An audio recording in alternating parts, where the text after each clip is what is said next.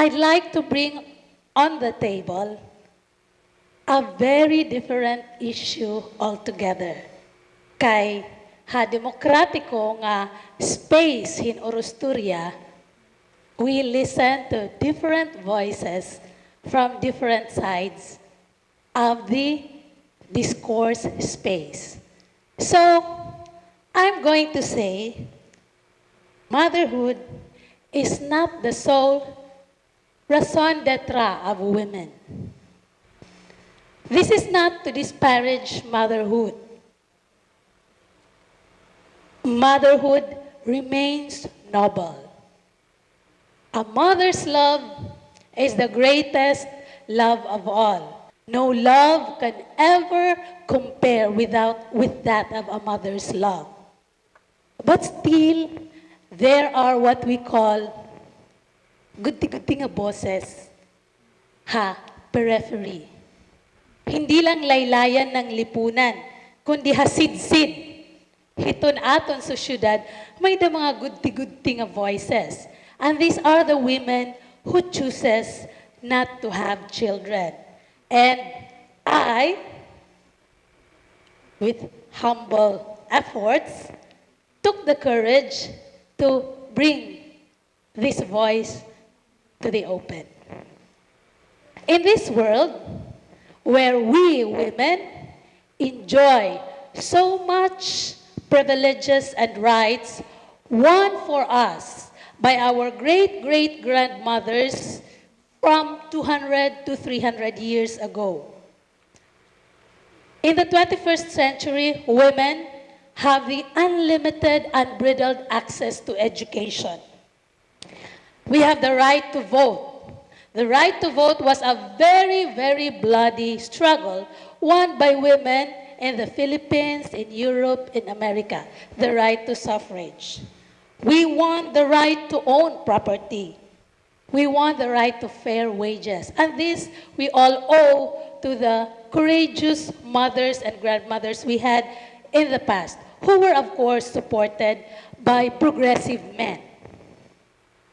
So, therefore, hiniya na nga panahon, women should be able to make decisions without intrusive, insensitive comments from friends, families, strangers, and even society. Why am I saying that? Because 35 anyos ka na nga ni, ipirmi nga pakiana imo, may da ka na anak. Di ba? Patron, kasal, bunyag, lubong, reunion. This is the question, a very unwelcome question, not just by women who chooses to be child-free. This is also very insensitive for women who are struggling to bear children. I put underscore on insensitive. Insensitive comments to women who are struggling to bear children. There is a difference between being childless and child-free. Childless is not being able to have children by choice or by circumstance. At aton circumstances could be infertility, financial, or social situation. Child-free, on the other hand, is the conscious decision of not having children. It's the decision to opt out of having children despite being able to, and despite being able to afford. So, you are not infertile, you are not in a compromising social situation, but still you opt out. So, those are child-free women. And this is an increasing number of women. In fact, in the 2013, a study in 2013 showed that, I will go back to the exact name of the study, it showed that 7% of women in 2013, 7% of married women did not have children.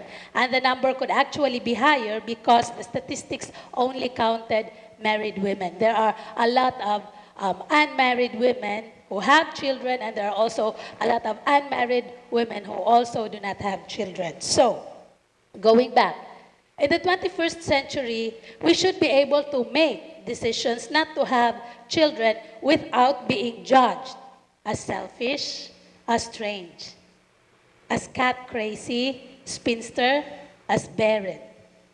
There is a pervading mindset deeply ingrained in our collective consciousness that still views women as nurturers, as vessels to bring forth humans into this world. Surudlan na magdadarahin bago nga kinabuhi ha kalibutan. The stigma on child-free women is especially very strong in the Philippines. And I have experienced this firsthand. A lot of my friends who are also child-free, but a handful of them also experience this. We come to the conclusion that we are viewed threatening because we defy the expectations of what a woman should be. Nagyayakan nga ni ako ang mga karukatitirong.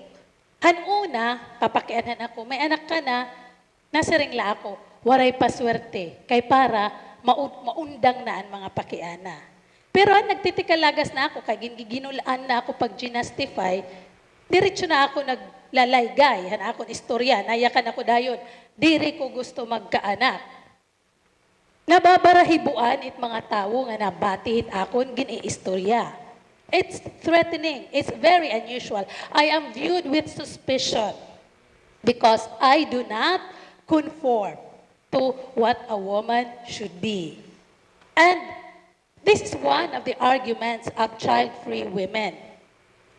We are espousing for society to open its understanding of women, that women can have many roles in the 21st century.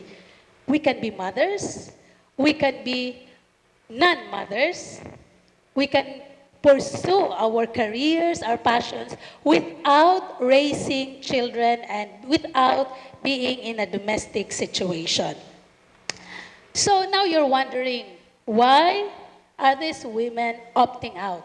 Kaya no may ada mga usaduhatulo nga mga babayi nga nadiri pag-anak. Ngan, yan na ha panahon at mga millennial, nagtitikada mo inihira. Nga nakakagunahuna, a lot of millennial females are slowly also entertaining this idea. So ano rason? Kaya ano ako, kami, child-free? Una, and this is not just my reason, this is a reason that is shared by a lot of other child-free women in other parts of the globe.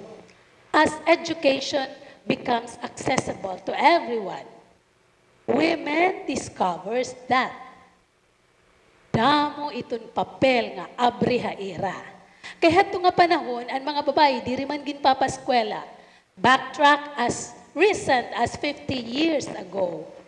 Women were not really encouraged to finish schooling. They were just given the rudimentaries. Why? Kay mag-aasawa man, sayang ang puhunan. Hinuan gin papa-eskwela, hindi upay ang lalaki because the son is going to be the breadwinner. But fast forward 2020, even as early as 1980s, 1990s, things started changing because women were now able to pursue college, postgraduate, doctoral degrees, and we discovered that there's so much out there under the sun for us. Diri lapag nanay. And that we can contribute to the productivity of society by going to school and pursuing a career. Second nga rason, ikaduha nga rason, which rides or hinges on the first reason of education. When women go to school, they discover career fulfillment and a very, very attractive remuneration that comes with a fulfilling career. Kung nasweldo ka na hindi ni upay, napapalit ni mo't imo gusto, nabubuligan ni mo't imo pamilya, with the income that you earn from a very fruitful career, makuri na pagbaya. Labi na kun, nasasatisfy ka psychologically and emotionally hiton imo career. A very satisfying career with a very financial package is very difficult to leave behind. Why? Because, number 3, we have ridiculous social standards for motherhood. Our society, especially in the age of social media, bombards us with images and ideas of what we should be like as mothers. And this is very difficult. It creates what we call maternal ambivalence in a lot of young women, millennials as well. Women begin to feel the pressure of being a mother because there is a laid out standards that one has to be the perfect mother, when we know for a fact, even among mothers yourselves, motherhood is not a black and white rule. There's no rule book. We all deal with the situations we are given with. That's why it's really difficult to judge the motherhood style of one woman to another. But yet, in the social media age, people think otherwise. And so, what is left? Women are felt lacking. Kulang itira pag kitat ira kalugaringon, the way they become mothers, because ito nakikitaan nga ginflaflan nga mga information sa social media. Fourth reason, babies are very expensive, and I don't think this needs further explanation. Diaper, gatas, injection, daycare, it is very expensive. If you do not have a very fruitful or financially rewarding career, this is very scary. Kay mag-fail ka nga ni, pagpabakunay ti mo anak, again, you will be labeled as an incompetent mother. Diba? So, babies are very expensive. Now, if you have a fruitful career and a very good financial package that comes with it, you want to be a mother and a career woman at the same time, what happens to you? You get somebody to take care of your child. And again, this move is often comes fraught with a lot of judgments. In-laws and relatives whose advice and opinions are not really solicited. Next, there are women who value individual freedom above everything else. And this is not something that makes them bad, because when men value their individual freedom, they are not judged as selfish. But when a woman says, no, I will put my individual freedom and my career first, then society begins to think, ka-selfish na babae, sayang lang iya matres. Another is overpopulation. As far as 2014, 100 million na ang Pilipino. And if you look at the trends in statistics, kada adlaw perait bata nga ginaanak. So fast forward 2019, we are more than 100 million. So this is another reason why some women are saying, diri pa ganin matutunaw it Pilipinas kung baga diri ako mag-anak mausa. Because in fact, there are a lot of children who needs home. One of the noble acts that we can do, women and men, is to provide a good home for these children. What could be more noble? I view motherhood noble, and I also view adoption as very noble. In 2013, the National Demographic and Health Studies showed nga 7% hit married women have no children. Pero inihiya, numbers could go higher. Why? Kaya kung nagsusurvey it NSO, it ginpapakianhan laman lanira kung may anak, iton married. Dir man gin-count and ibang mga babae nga unmarried, tapos waray liwat, hera, anak. Dir man diretso ginpapakianhan. So there is a hidden figure. Kaya ano, diri liwat nga tanan nga babae nga nagdi-decide kadiri pag-anak, mauri ilob pag-open sa society na diri ko gusto mag-anak. They opt to remain quiet and silent to protect themselves from intrusive inquiries. Mga pakiana nga, below the belt, diba? Insensitive and callous.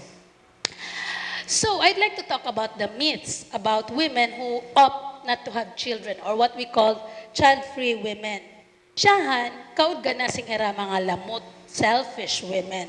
But on the contrary, there have been no studies that show nga iton parent is selfless and child-free people are selfish. Waray pa nag-exist nga study nga suga dito. So, it's unfair to say that if we are to go by empirical evidence. Sunod, if we look around ha aton gudti-gudti nga communities, ethnographic evidence suggests otherwise. If we look among our relatives, in our community, pipirait aton mga bachelor nga mga auntie and uncle nga nabulig hiton ira mga umangkon pangiskwela. How many? I'm sure didaha iyo ha audience, you know somebody in your family, a career and earning well aunt or uncle who has no children of his or her own, nga nagpa-eskwela ha iyo, nga nagbulig ha iyo. So, that does not really make child-free people selfish. Another, and this is my pet peeve. This really peeves me because people will say, you will regret not having children. Later, when you are old, you will regret that. Because when you are old, who will take care of you? I really take offense in the idea of having children as an insurance of old age. This is really unfair. Although I love my parents to bits and I support them, but in my own way, in my haakon takna, on my own watch, I don't think that we should let our children paano man lotera? How are they going to invest on their own lives if they will be saddled with supporting the parents, the extended family? So I really take offense in having children just as an insurance for old age. And I really take offense on being told, you will regret that later because kahuna ba niyo nga ini nga pag-decide namon to become child-free is just a spontaneous flick of the finger decision? No, this is a decision that we've studied. We've examined in our minds and in our hearts and in our soul, and we've really decided that at the end of the day, this is what we want.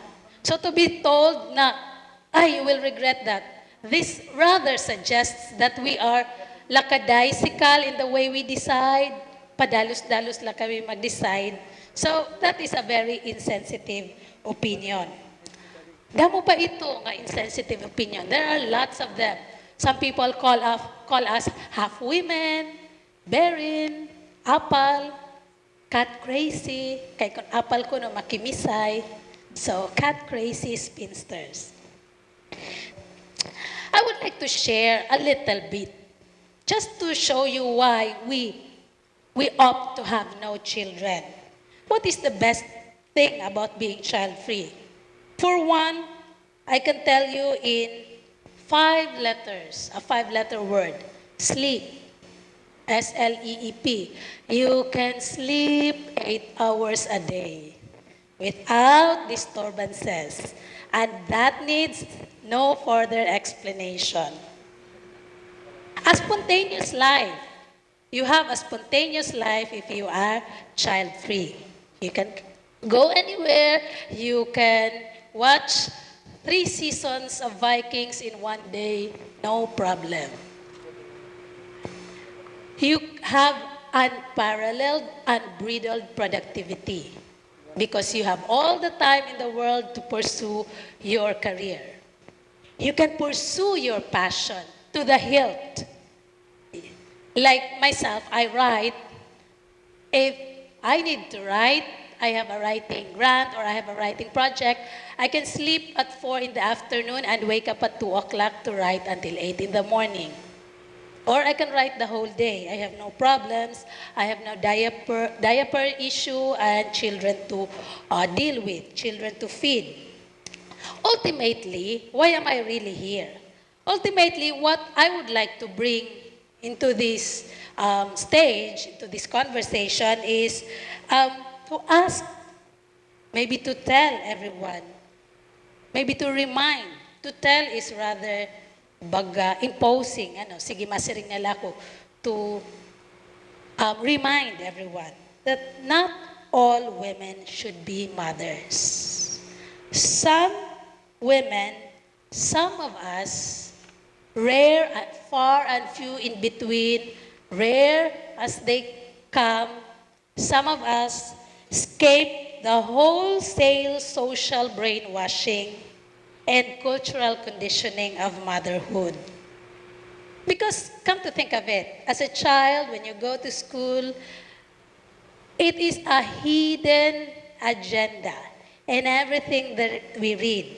I am not quarreling with that. I am only saying that let's be reminded that not everyone wants to become mothers.